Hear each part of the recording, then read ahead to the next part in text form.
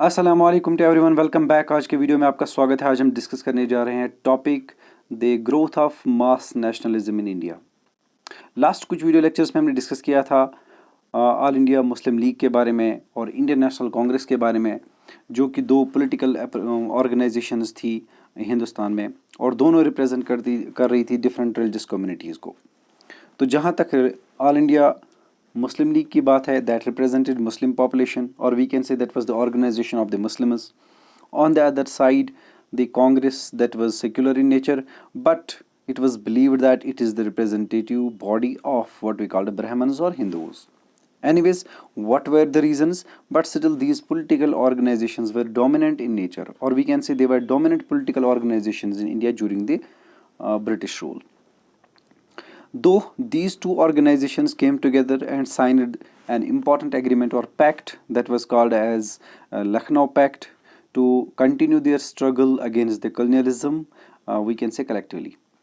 But this pact was short-lived. This pact did not last for a long time. As a result, these two political organizations, Congress and League, separated from each other and started their struggle in their own ways.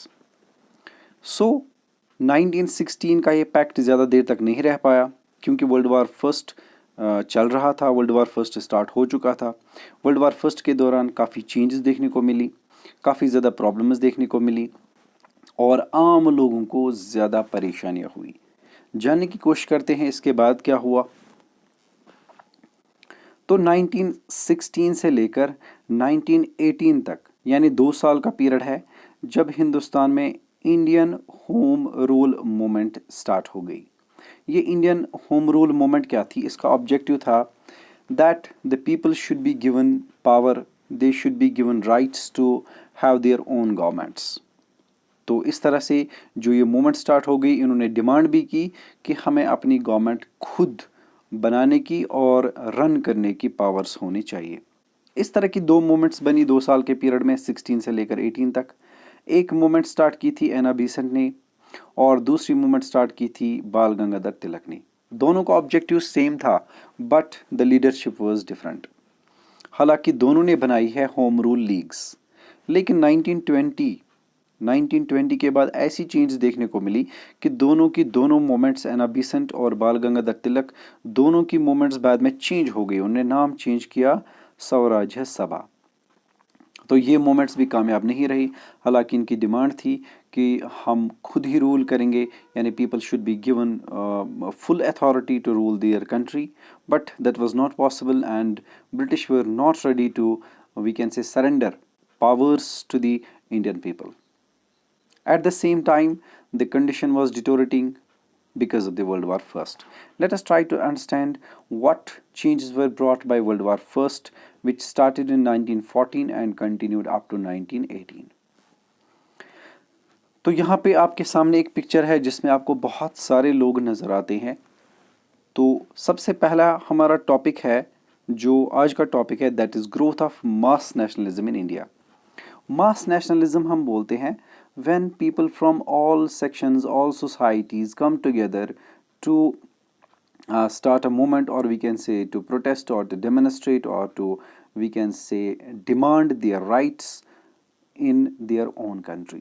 Or we can say when people collectively join the hands of a nationalism or nationalist leaders or nationalist movements. This is called a mass nationalism. It means nationalism of the common people. Or we can say when people start their struggle with the leaders to free their country from the colonial rule or from the foreign rule.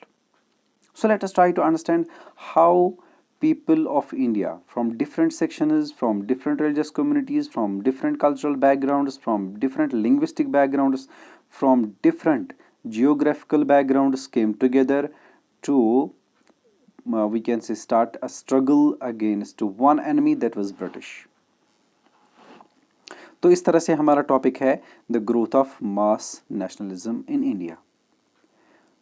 तो जैसा कि मैंने पहले भी कहा, world war first that started in 1914 and continued up to 1918।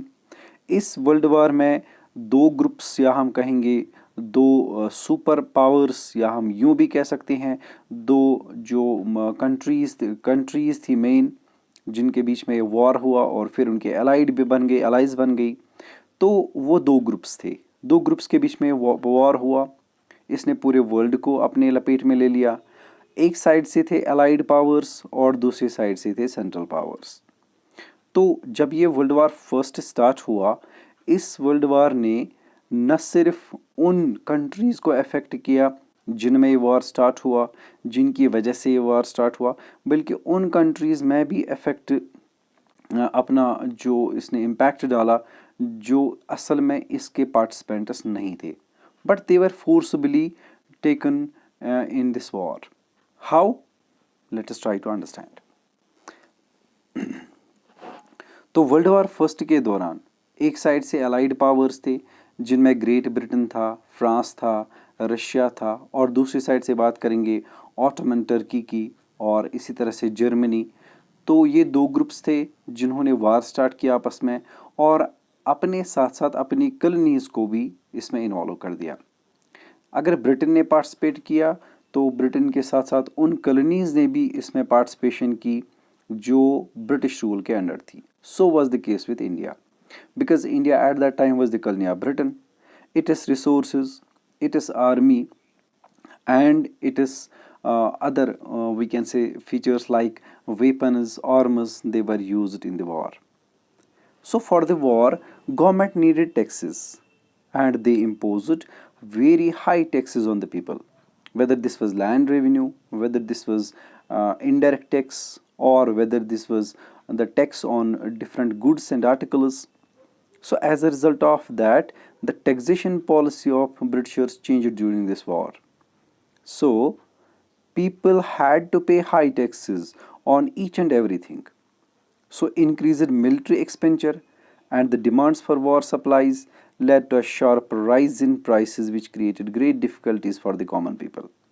For example, Britishers को war के लिए चाहिए था ख़ासतौर पे जिनको हम कहते हैं वॉर टाइम गुड्स या मिलिट्री गुड्स, जैसे यूनिफॉर्म्स के लिए उन्हें चाहिए था जूट, तो जूट की डिमांड बढ़ गई।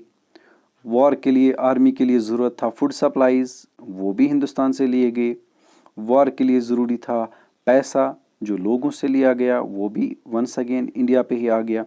बल्कि यूँ समझा जा सकता है कि वॉर के दौरान मैक्सिमम जो खर्चा हुआ ब्रिटेन का वॉर के दौरान वो सबसे ज़्यादा लिया गया इंडिया से, because it was believed that India is more rich, it's having much wealth, and that wealth was collected and extracted and exploited from the people of India.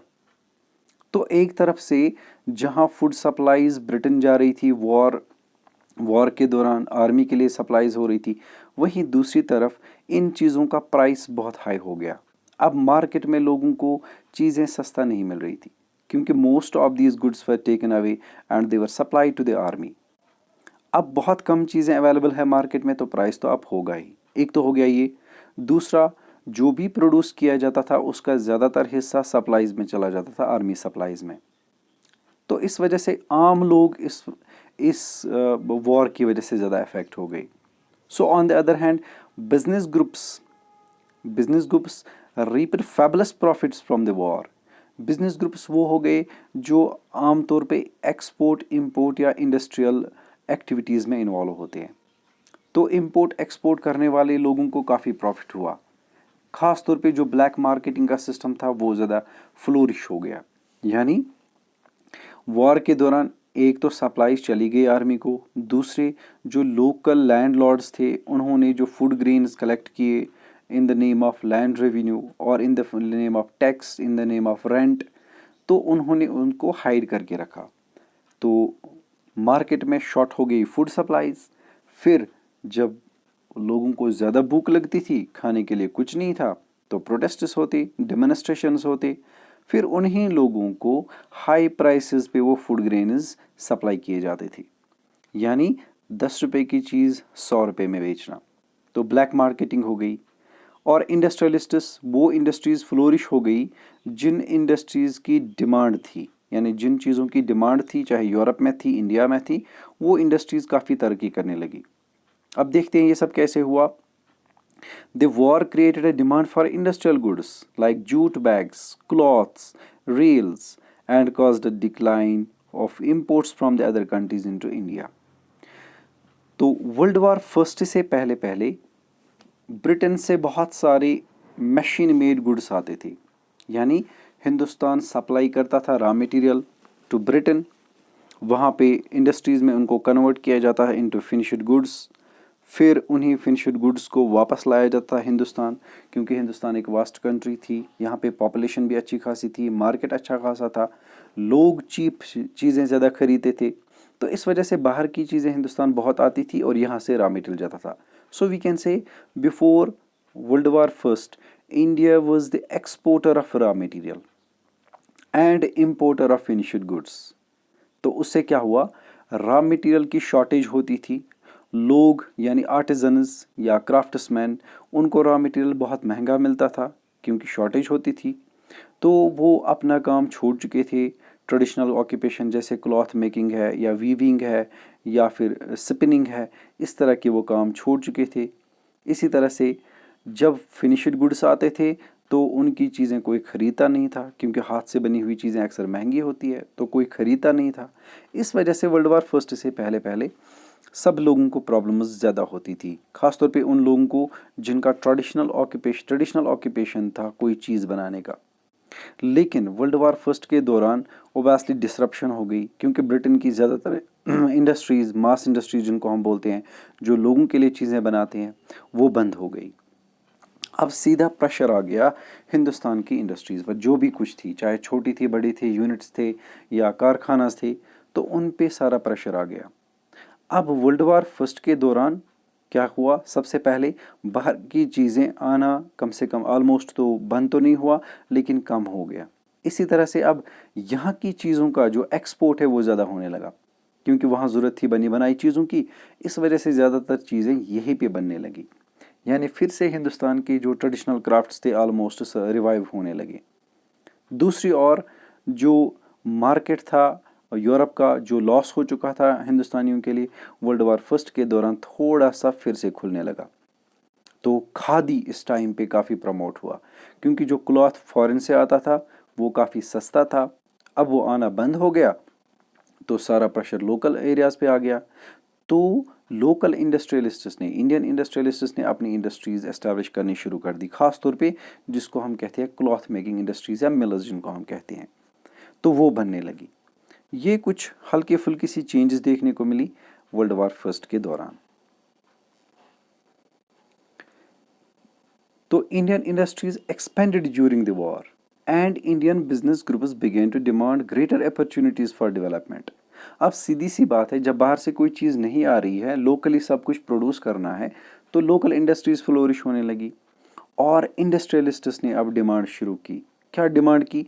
Demand पहली ये डिमांड थी कि जो फॉरेन से चीज़ें आती है उन पे किसी तरह से हेवी ड्यूटी लगाई जाए, ताकि जो उनका फ्लड है, यानी जो जिस तरह से वो आती है हिंदुस्तान में, उनको कम किया जाए. दूसरा, हिंदुस्तान के चीज़ों के लिए जो गुड्स यहाँ पे बनते हैं उनके लिए एक बड़ा सा मार्केट क्रिएट किया जाए, यानी एक्सपोर्ट पे ज़्यादा टैक्सेस ना लगाए जाए. तो ये उनकी डिमांड हो गई. इसी तरह से जो इम्पोर्टर्स और एक्सपोर्टर्स थे उनका बिजनेस फ्लोरिश होने लगा, उन्होंने भी पार्टिसिपेट किया. अब जब कभी भी ऐसी मूवमेंट राइज होती जो इन चीज़ों की बात करते, यानी जो ब्रिटिश गवर्नमेंट से ये डिमांडें मांगते, तो उनको ये सपोर्ट करते थे. यानी इंडस्ट्रियलिस्ट्स रेडी थे उन लोगों को सपोर्ट करने के लिए जो उनके फेवर में बात करें. इसी तरह से जो the war also lead the British to expand their army. अब आर्मी की ज़रूरत बहुत ज़्यादा थी ब्रिटेन को, ख़ास तौर पे जो स्टैंडिंग आर्मी थी वो उतनी ज़्यादा नहीं थी, उनके सप्लाईज़ के लिए लोगों की बहुत ज़्यादा ज़रूरत थी. तो आर्मी को एक्सपेंड करने की ज़रूरत थी, क्योंकि वर्ल्ड वार फर्स्ट मोस्टली हम कहेंगे तो ज़मीन पे ही ज़्यादा था, क्योंकि ज़्यादातर लोगों आर्मी सोल्जर्स को आपस में लड़ना पड़ा, चाहे बंदूक थे या कोई और वेपन्स थे. इस वजह से ब्रिटेन ने क्या किया, ब्रिटिश इंडियन गवर्नमेंट ने क्या किया, उन्होंने विलेजेस की तरफ टर्न किया, और जो भी फिट उनको लगे, चाहे कल्टिवेटर्स थे, आर्टिजन्स थे, क्राफ्ट्समैन थे, जो भी फिट हेल्दी मैन उनको लगे, उनको आर्मी में रिक्रूट किया. चाहे वो मानते या ना मानते, but they were recruited in the army. हालांकि these people they were not well trained soldiers, they had not received any training, but they joined the army. क्यों? क्योंकि एक सोल्जर को कम से कम 4 से 5 लोगों की ज़रूरत पड़ती थी सप्लाईज के लिए। एक आदमी खाना पीना ले जाता, दूसरा उसके वेपन्स उठाता, तीसरा बाकी चीज़ें उठाता। तो इस तरह से स्टैंडिंग आर्मी के लिए जो सप्लाई चाहिए थी, वो सप्लाई करने के लिए इन्होंने कल्टिवेटर्स को, आर्टिजन्स को, क्राफ्ट्समैन को फोर्सबली रिक्रूट किया without, we can say, without taking the response of leadership, without taking into consideration the active political organizations of the time. So British Indian government recruited huge army by means of force, and this is called forced recruitment. अब अगर लोग cultivators, खासतौर पे cultivators, artisans, craftsman army में चले गए तो cultivation कौन करेगा? यहाँ कल्टिवेशन की डिमांड ज़्यादा है क्योंकि फूड की ज़रूरत ज़्यादा है। अब इसका इम्पैक्ट पड़ेगा कल्टिवेशन पे भी, इसका इम्पैक्ट पड़ेगा फूड प्रोडक्शन पे भी। जहाँ एक कल्टिवेटर पूरे साल काम करके कल्टिवेशन करता था, फिर उससे फूड प्रोड्यूस होता था, फिर वो मार्केट में बेचता था, फिर वो सिटीज़ तक पहुँचता था, फिर वो टाउन्स तक पहुँच जाता था, फिर वो इंटरनेशनल मार्केट में पहुँच जाता था। लेकिन अब क्या होगा?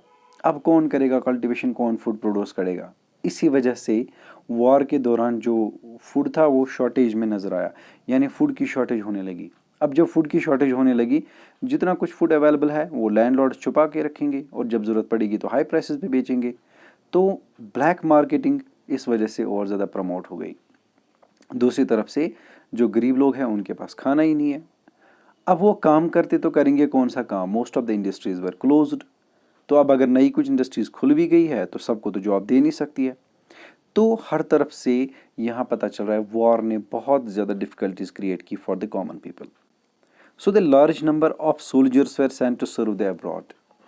So from India, large number of people were recruited forcibly into the army and they were sent to abroad, or we can say in foreign countries, to wage a war for the Britain. So as a result of that, most of the cultivators, most of the artisans, craftsmen were forced to join the army. So once they joined the army, they left their lands, they left their families. So as a result of that, the food production began to decline. Once the food production began to decline, there was a shortage of food. On the other side, the Britain demanded huge supplies of food for the army. एक तरफ से army की supply करनी है, दूसरी तरफ से production कम हो रही है, तीसरी तरफ से प्रोड्यूस करने वाले आर्मी में है। तो अब कौन करेगा? क्या होगा? ऐसी सिचुएशन में क्या कंडीशन रही होगी? One can easily understand. तो यहाँ पे आप देख सकते हैं एक फोटोग्राफ जिसमें आपको फोर्स रिक्रूट में दिखाई गई है, जबकि इन लोगों के पास कोई यूनिफॉर्म भी खास नहीं है, ना ही कोई वेपन है। तो these were, we can say, peasants in uniform, we can say simple words में, क्योंकि ये कल्टिवेटर्स थे, बस यूनिफॉर्म अगर लगा दी तो बन गया सोल्जर विदाउट एनी ट्रेनिंग। तो एक सोल्जर के पास ट्रेनिंग होती है, कैसे लड़ना है, कैसे अपने आप को बचाना है, इनके पास ऐसा कुछ नहीं था। तो अब अगर वार के दौरान सोल्जर्स ज़्यादा मरेंगे तो समझ सकते हैं ये कौन से सोल्जर्स रहे होंगे जो ज़्यादा क्वांटिटी में मर गए। So many returned after the war with an understanding of the ways in which imperialist powers were exploiting the peoples of Asia and Africa and with the desire to oppose colonial rule in India. तो जैसे ही world war first चल रहा था, closing पे था, ख़त्म होने वाला था, तो बहुत सारे सोल्जर्स जिनको ट्रेनिंग नहीं मिली थी, जिनको फोर्सबली रिक्रूट किया था और जो बच गए थे, तो वो अपने घरों को वापस आए। वॉर के दौरान उन्होंने टैक्टिक्स भी सीखे थे थोड़े बहुत कि कैसे लड़ना है, उन्होंने एक्चुअल सोल्जर्स को देखा था। तो ऐसे लोगों ने अब ज्वाइन करना शुरू किया उन मूवमेंट्स को जो ब्रिटिश रूल के खिलाफ थी, या हम कह सकते हैं इंडियन नेशनल मूवमेंट में पार्टिसिपेशन शुरू की, चाहे वो एशिया के थे या फिर अफ्रीका के थे। So further more in 1970 there was a revolution in Russia. इसके अलावा भी वर्ल्ड वार फर्स्ट के दौरान ही रशिया में एक रेवोल्यूशन आया जिसको हम रशियन रेवोल्यूशन कहते हैं 1917 में। इस रेवोल्यूशन में सबसे ज़्यादा जो पार्टिसिपेंट्स थे they were the cultivators and the workers. ये बात जानने के लायक है कि वहाँ पे जो रेवोल्यूशन आया that was because of the cultivators and the workers. अब जब कल्टिवेटर्स और वर्कर्स ने एक रेवोल्यूशन लाया, एक चेंज लाई, एक गवर्नमेंट को ही बदल दिया, क्योंकि पहले मोनार्की था, एब्सोल्यूट मोनार्की, अब रिपब्लिकन रशिया बन गया, तो लोगों को इससे इन्फ्लुएंस मिल गई, हिंदुस्तान के लोगों को या दुनिया के बाकी लोगों को, इससे इन्फ्लुएंस मिल गई कि एक बैकवर्ड कंट्री में, क्योंकि उस टाइम पे रशिया बैकवर्ड था मोस्टली, तो एक बैकवर्ड कंट्री में या एक बड़ी सी कंट्री में कल्टिवेटर्स और वर्कर्स ने मिलकर एक रेवोल्यूशन लाया, पूरा सिस्टम चेंज किया, तो हम क्यों नहीं कर सकते हैं। तो ये एक इन्फ्लुएंस बन गई इन लोगों के लिए। So news about peasants and workers struggles and ideas of socialism circulated widely inspiring Indian nationalists. अब नतीजा क्या हुआ, इससे एक आइडिया पहुंच गया, बहुत सारे आइडिया, जैसे रशियन रिवोल्यूशन में ख़ासतौर पे जो आइडिया काम करते रहे, चाहे फ्रेंच रिवोल्यूशन था उसमें भी, रशियन रिवोल्यूशन था उसमें भी, लिबर्टी, इक्वालिटी एंड फ्रेटर्निटी, ये आइडियाज़, डेमोक्रेटिक आइडियाज़, सोशलिज्म के आइडियाज़, सेक्युलरिज्म के आइडियाज़ अब यहाँ पे पहुँचने लगे। तो लोगों को और ज़्यादा इससे इन्फ्लुएंस हो गई कि हम भी ऐसा कर सकते हैं। तो अब ज़्यादा से ज़्यादा लोग खुद ही पॉलिटिकली एक्टिव होने लगे। अब यहाँ पे एक बात है, सम nationalist scholars believe that these were the Indian leaders or Congress leaders who activated the people of India, or we can say who influenced the people of India to take part in the Indian national movement. But here it seems to be clear that people were politically active by themselves. They were influenced by the ideas. They were influenced by the, we can say, happenings of the time, especially during the World War. तो लोग जिनको usually believe किया जाता था moderate phase में या extremist phase में, that masses are asses, it is not correct.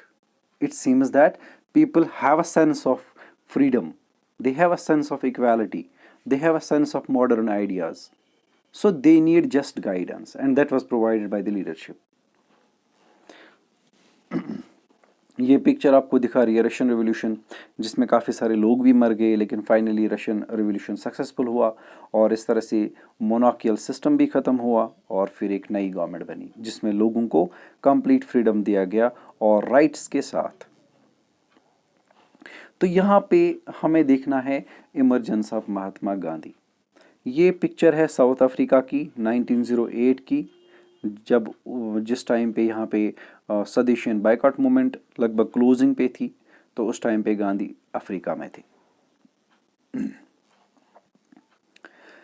यहाँ पे आपको एक और पिक्चर में दिखेगा founders of national Congress Durban. Durban जो कि साउथ अफ्रीका में है, 1895 में, यानी कांग्रेस के बनने के 10 साल बाद एक और कांग्रेस बनी जो कि अफ्रीका में बनी, साउथ अफ्रीका में बनी। और उस टाइम पे कौन कौन से फाउंडर्स थे यहाँ पे आप देख सकते हैं। अफ्रीका में जो नेशनल कांग्रेस बनी थी, इसका ऑब्जेक्टिव था एपाथियड को ख़त्म करना। एपाथियड का मतलब होता है रेशियल डिस्क्रिमिनेशन, यानी कलर के बेस पे, रेस के नाम पे डिस्क्रिमिनेट करना लोगों को। चूँकि अफ्रीका के लोग डार्क स्किनड थे, या हम कहेंगे ब्लैक्स थे, जबकि जहाँ वहाँ पे रूल करने वाले ब्रिटिशर्स थे, या यूँ कहेंगे जो यूरोपियंस थे, दे वर वाइट। तो वाइट लोग, यूरोपियंस, वो खुद को सुपीरियर समझते थे, इस वजह से खुद को सेपरेट रखते थे ब्लैक्स से। तो जो राइट्स उनके थे वो राइट्स ब्लैक्स को नहीं मिलते थे। जहाँ पे वाइट्स की कॉलोनीज थी वहाँ पे ब्लैक्स की नहीं थी, यानी जहाँ पे वाइट लोग रहते थे उन एरियाज़ में ब्लैक्स को जाने की इजाज़त नहीं थी। तो इस तरह से डिमार्केशन की गई थी साउथ अफ्रीका में ब्लैक्स और वाइट्स के बीच में। तो जिन कैंटोनमेंट्स में, जिन एरियाज़ में ब्लैक्स रहते थे, वहाँ पे यूजुअली वाइट नहीं जाते थे, और जहाँ पे वाइट रहते थे वहाँ पे यूजुअली ब्लैक्स को जाने की इजाज़त नहीं थी। अब अगर कोई जाता तो उसको पासपोर्ट पहले इशू करना होता था, वो पासपोर्ट दिखाना था, उसके बाद अलाउ करते थे। इस तरह से ट्रेन्स में या रोड्स पे या पार्क्स में या फिर गार्डन्स में या फिर रेस्टोरेंट्स में या फिर एजुकेशनल इंस्टीट्यूशंस में हर जगह पे डिस्क्रिमिनेशन नज़र आती थी जो ब्लैक्स के साथ की जाती थी। इसी डिस्क्रिमिनेशन को जो ब्लैक्स के साथ होती थी, इट वाज कॉल्ड एज एपाथियड। तो इस एपाथियड को ख़त्म करने के लिए जो अफ्रीका में स्ट्रगल स्टार्ट हो गई, तो उस स्ट्रगल को स्टार्ट करने के लिए नेशनल कांग्रेस थी जो बनाई गई थी 1895 में, और उसमें एक पार्टिसिपेंट था गांधी, या हम कहेंगे महात्मा गांधी। यहाँ पे वो पिक्चर आपको दिख रही है। A leader announces himself। तो यहाँ तक हमने देखा वर्ल्ड वार फर्स्ट, उसके हैपनिंग्स। तो वर्ल्ड वार फर्स्ट हुआ 1914 में, चलता रहा 1918-19 तक, ऑलमोस्ट। इस बीच में जो प्राइसेस थे गुड्स के वो बहुत ज़्यादा राइज हो गई, फूड की शॉर्टेज हो गई, most of the industries were closed. मैं ऑल ओवर वर्ल्ड की बात कर रहा हूँ, most of the industries were closed. So people loss their jobs, क्योंकि इंडस्ट्रीज़ क्लोज हो गई तो जॉब भी चला गया, अनएम्प्लॉयमेंट रेट इंक्रीज़ हो गई, या हम कहेंगे फैमिन्स आने लगे। फैमिन होती है वो सिचुएशन जब फूड न होने की वजह से लोग मरते हैं। तो फूड अवेलेबल था but people were not able to purchase it, people loss their purchasing power. क्योंकि जब इंसान के पास काम होता है तो पैसा आता है, पैसा आता है तो कोई भी चीज़ खरीद सकते हैं। जब काम ही नहीं है तो पैसा कहाँ से, जब पैसा नहीं है तो फूड कहाँ से खरीदेंगे। तो इस वजह से protests, demonstrations that was common not only in India but in the whole world.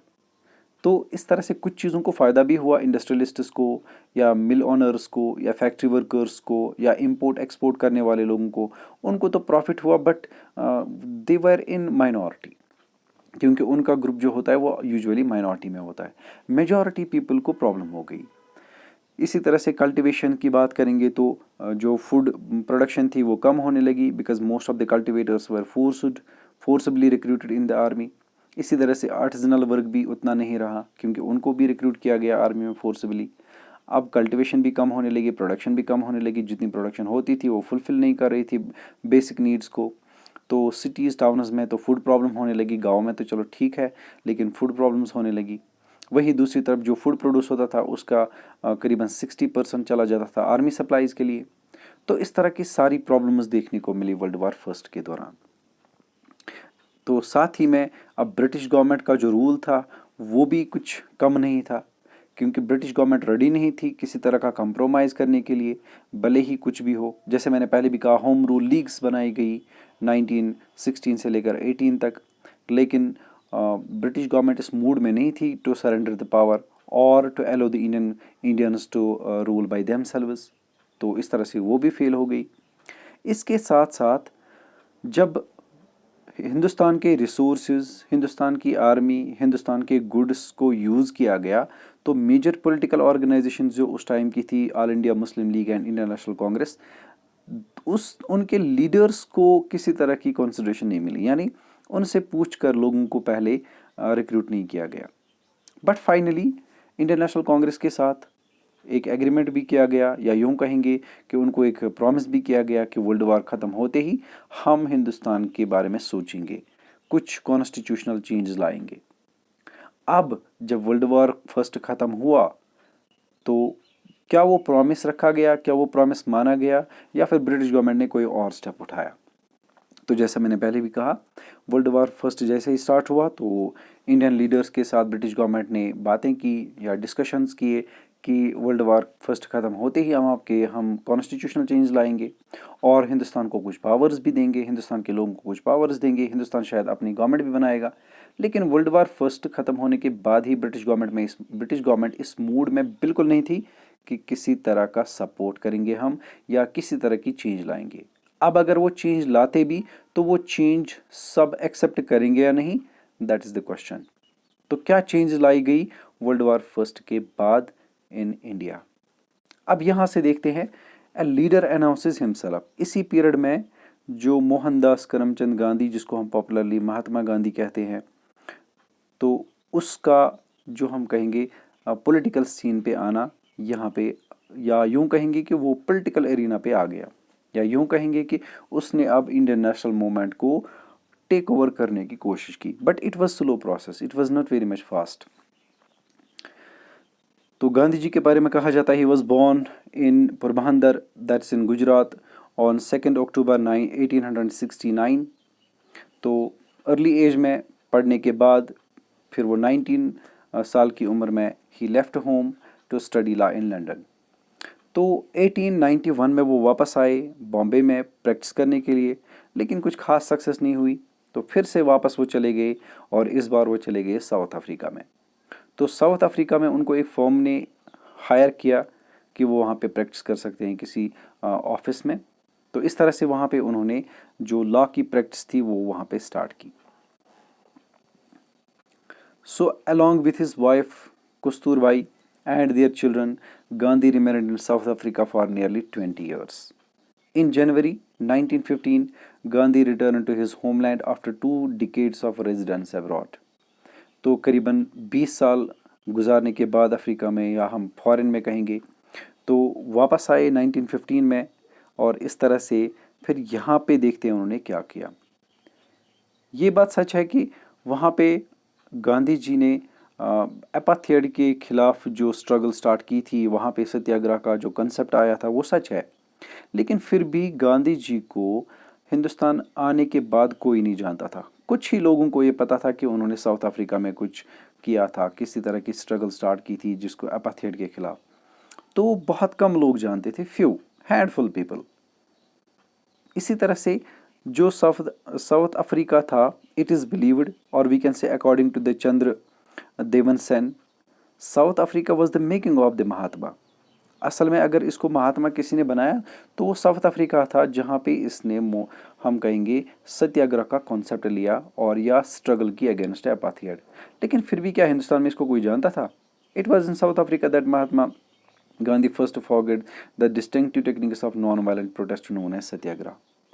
ठीक है, किया था, लेकिन क्या लोग जानते थे इनके बारे में? अगर जानते थे तो कितना जानते थे? Let us try to understand. ये गांधी जी और उनकी वाइफ कस्तूरबा है। ये उनकी पूरी फैमिली है, जिनमें आपको 3 बेटे नजर आएंगे और 1 बेटी नजर आएगी। So at the time Gandhi return to India 1950, Congress was dominated by the extremist leaders. जब ये हिंदुस्तान आए 1915 में, जब वर्ल्ड वार चल रहा था, तो उस टाइम पे ज़्यादातर जो डोमिनेशन थी कांग्रेस में वो एक्सट्रीमिस्ट लीडर्स की थी। और इसी वजह से जो गांधी है वो अपने आप को स्टूडेंट समझते हैं एक इम्पॉर्टेंट मॉडरेट लीडर का, जिसका नाम था जी के गोखले। तो जी के गोखले जो कि एक मॉडरेट लीडर थे कांग्रेस के, गांधी जी अक्सर कहा करते थे ही वॉज माई गुरु और वी कैन से teacher.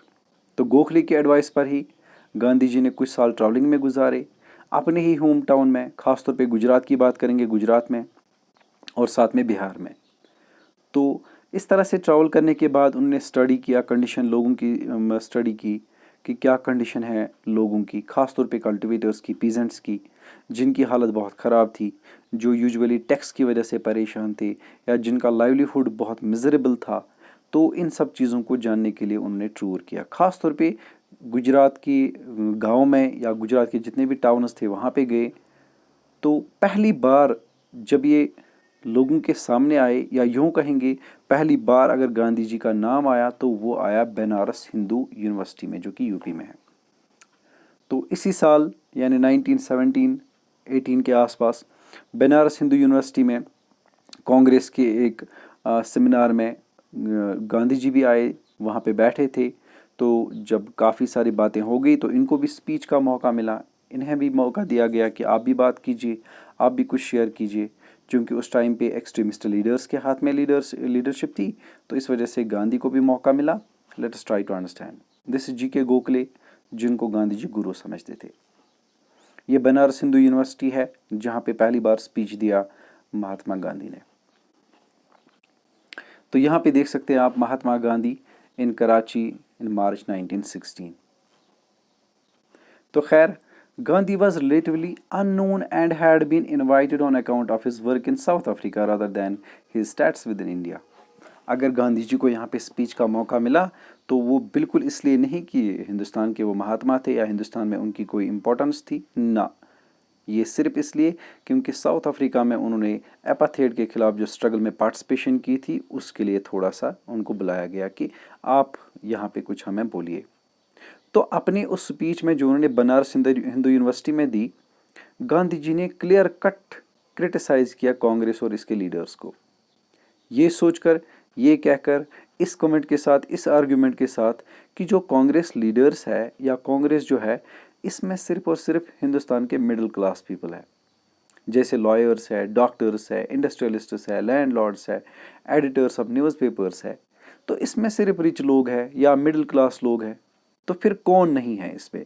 His speech at Banaras was at one level merely a statement of fact, दो इट वाज फैक्ट, ये सच था, इसमें कोई शक नहीं। लेकिन वो कहना क्या चाहती थी? उसके कहने का मतलब था कि जो कांग्रेस लीडरशिप है ये सिर्फ और सिर्फ कुछ गिने चुने लोगों की है, यानी इसमें आम लोगों की कोई बात नहीं हो। यानी the first public announcement of Gandhi on desire to make Indian nationalism more properly representative of the Indian people as a whole. इनका मकसद था कि जो इंडियन नेशनल मूवमेंट है, इंडियन नेशनल कांग्रेस है, that should be the representative body of, we can say, common people. That should be the representative of the common people. तो जो भी बात होनी चाहिए वो आम लोगों की होनी चाहिए, इसमें आम लोग पार्टिसिपेट करने चाहिए। So in his speech Gandhi proposed for the participation of poor people specially peasants in the national movement. तो गांधी ने कहा ये मूवमेंट, ये नेशनल मूवमेंट बिल्कुल तब तक कामयाब नहीं हो सकती है जब तक कि पीजेंट्स इसमें पार्टिसिपेट नहीं करेंगे। अब सवाल है यहाँ पे खाली पीजेंट्स की बात क्यों हो रही है? फर्स्टली सबसे बुरी हालत पीजेंट्स की थी हिंदुस्तान में। दूसरी बात, ब्रिटिश रूल के दौरान ऑलमोस्ट 85% जो पॉपुलेशन थी हिंदुस्तान की वो कल्टिवेटर्स की थी, पीजेंट्स की थी, फार्मर्स फैमिली की थी। तो ज़्यादातर मेजॉरिटी इन्हीं की थी। It means the organization or national movement should be the movement of common people, especially of the peasants. They should be allowed to join the movement. Otherwise, this movement will not last for a long time. It will die soon. So, possibility of its success is only when common people, especially of peasants, if or when they are given chance to join the movement. So, his direct or indirect approach was to that people should be given, common people should be given chance to join the movement. सो यहाँ पे लग रहा है कि वो चाहते थे ये जो नैरो नेशनल मूवमेंट थी उसको एक ब्रॉड बेस्ड नेशनल मूवमेंट बनाया जाए और आम लोगों की मूवमेंट बनाया जाए। इसी को कहते हैं मास नेशनलिज्म। तो यहाँ तक हमें पता चला कि किस तरह से इंडियन नेशनल कांग्रेस में अब चेंज आने लगी, खासतौर पे गांधी के आने से। हालांकि अभी उन्होंने कोई मूवमेंट स्टार्ट नहीं की, तो उनके आने से पहले, उनके ज्वाइन करने से पहले या कांग्रेस ज्वाइन करने से पहले, किसी तरह की मूवमेंट लॉन्च करने से पहले उन्होंने काफ़ी ज़्यादा टूर किया हिंदुस्तान के डिफरेंट टाउन्स में, डिफरेंट गाँव में या विलेजेस में। तो ख़ास तौर पे 3 बड़े यहाँ पे उनके हम कहेंगे स्ट्राइक्स थी या सत्याग्रह थे जो काफ़ी मशहूर है। 1917 से लेकर 18 तक गांधी ने कम से कम 3 सत्याग्रह ऐसे किए डिफरेंट रीजन्स में। एक किया था जिसको हम कहते हैं चंपारण सत्याग्रह बिहार में, दूसरे को कहते हैं अहमदाबाद मिल स्ट्राइक और तीसरे को कहते हैं खेदा पीसेंट स्ट्रगल इन गुजरात। यहाँ सीधे से पता चलता है 2 सत्याग्रह गुजरात में हुए और 1 बिहार में। जब हम चंपारण सत्याग्रह कहते हैं तो पीजेंट्स की है, खासतौर पे जो वहाँ पे प्लांटेशंस थे, प्लांटेशन ऑनर्स थे।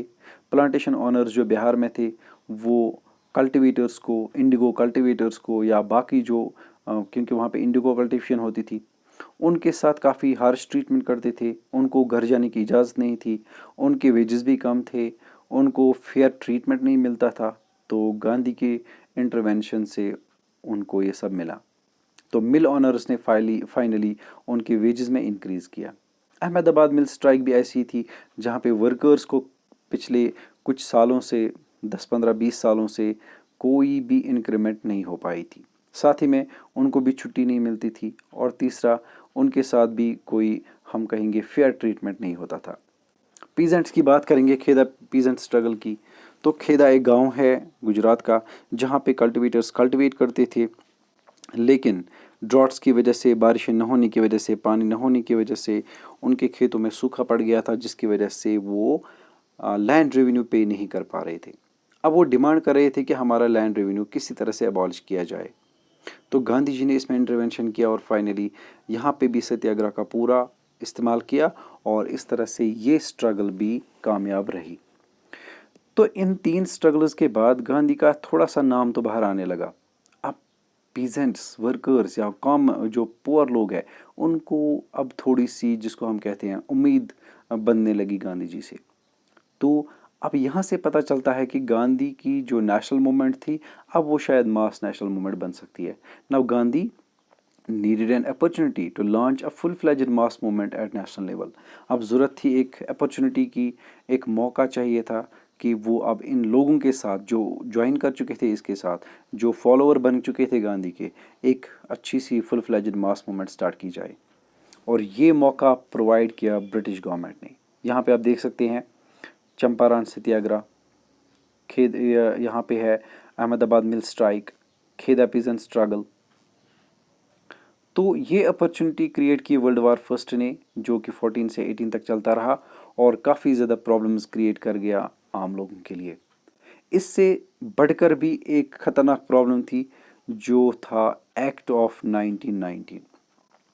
1919 में ब्रिटिश गवर्नमेंट ने एक एक्ट पास किया जिसका आइकन था, main icon, sir Sydney Rowlatt, और इस एक्ट का नाम पड़ गया रॉलेट एक्ट। इस एक्ट ने कंप्लीट पावर्स दिए ब्रिटिश गवर्नमेंट को, ब्रिटिश आर्मी को, ब्रिटिश पुलिस को, कि किसी भी पर्सन को वो अरेस्ट कर सकते हैं, इम्प्रिजन कर सकते हैं for the period of 2 years without any trial. यानी अगर किसी पे भी शक होता है, ब्रिटिश गवर्नमेंट को अथॉरिटी है, पावर्स है, वो किसी भी पर्सन को अरेस्ट कर सकते हैं, जेल में डाल सकते हैं 2 साल के लिए, और तब तक कोई भी जुडिशियल रिव्यू नहीं हो सकता, कोई भी जिसको हम ट्रायल कहते हैं वो नहीं हो सकता, यानी कोर्ट में कोई केस वेस नहीं हो सकता। 2 साल बाद उसे पूछेंगे या मौका देंगे कोर्ट में अपना केस लड़ने का। इस एक्ट को नाम पड़ गया रॉलेट एक्ट। इसके साथ साथ जो सेंसरशिप थी वो प्रेस पे आ गई, यानी प्रेस को पूरी तरह से कंट्रोल में रखा गया।